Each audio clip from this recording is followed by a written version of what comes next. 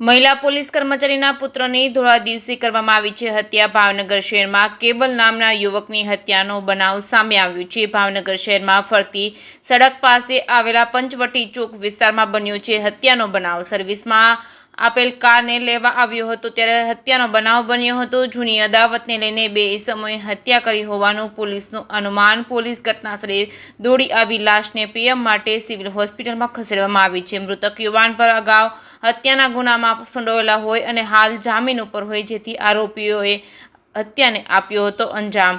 જે કેસની ગુજરાતી સાથે હિરેન ભાયાણી, ભાવનગર। ઘોઘા રોડ પોલીસ સ્ટેશનમાં જે પંચવટી ચોક વિસ્તાર આવેલું છે ત્યારે ત્યાં આજે બપોરે કેવલ દિલીપભાઈ કરીને જે છે તેની હત્યા થયેલી છે। પ્રાથમિક વિગત જે પોલીસને મળેલી છે તે વિગત એવી છે કે કેવલભાઈ તેના મિત્ર સાથે ટુ વ્હીલરમાં અહીંયા પોતાની ગાડી જે છે તે સર્વિસમાં આપેલી હતી તે લેવા માટે આવેલા।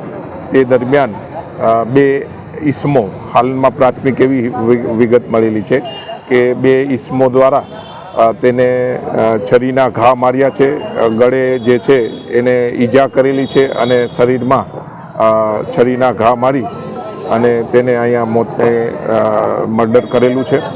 આ અનુસંધાને પોલીસ દ્વારા જે કેવલભાઈની જે લાશ છે તેનો કબજો લઈ ઇન્ક્વેસ્ટ ભરવાની કામગીરી હાલમાં ચાલુ છે।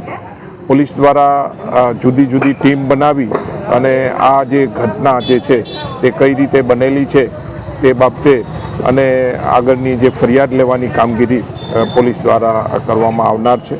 યુવાનની હત્યા થયેલી છે, એમના મધર પોલીસમાં છે? હા, જે આ યુવાન કેવલભાઈ જે છે તેમના મધર જે છે અહીંયા એએસઆઈ છે અને એ અહીંયા ફરજ બજાવે છે। Thank you.